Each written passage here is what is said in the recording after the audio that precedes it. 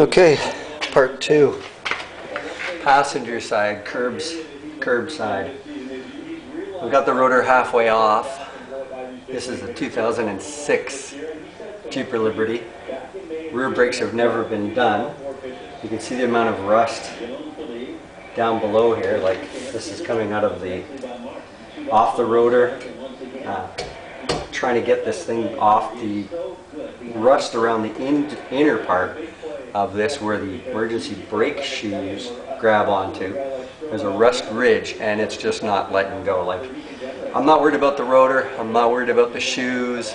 I'm replacing this rotor, the pads as well, and most likely the emergency brake shoes at the same time. So safety glasses on. Give it a couple of hits. I'm going to push it back on, work it a bit back and forth, spin it a couple of times, work it, try to break that rust ring that's inside here to try to get this thing off. So,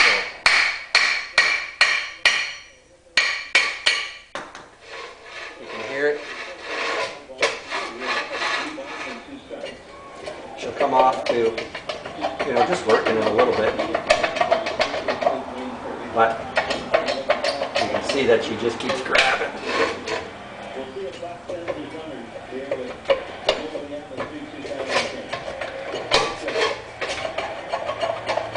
You can see she just grabs at a certain point right there, and then that's it.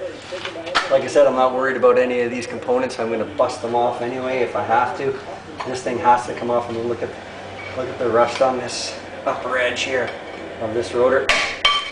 Like, that's just crazy. Like, it's just. But it's an 06. A little bit more maintenance maybe would have helped reduce a little bit of this, but 118,000 kilometers and the first set of rear brake pads being done. That's pretty good. It says that he's easier on the vehicle. He's done one set of front brakes at about 78,000 kilometers or so that's not too bad. Just gonna give it a bit of a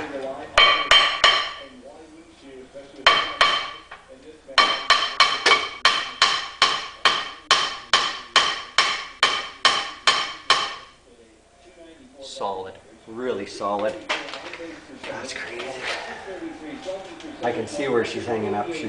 I can feel the ridge on the back side, inside here. That's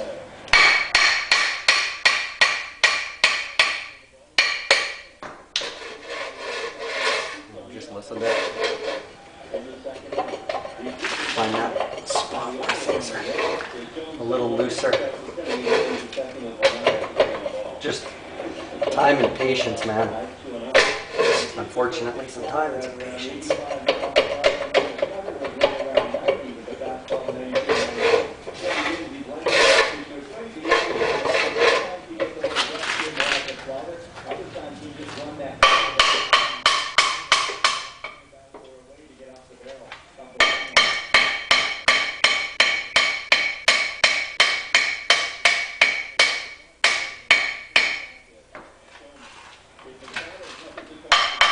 Watch your fingers.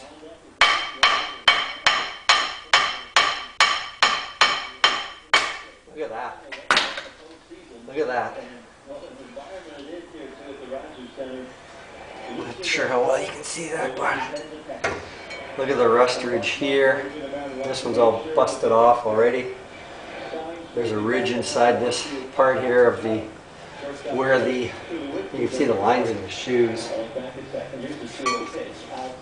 I don't feel anything broken, nothing chunked out.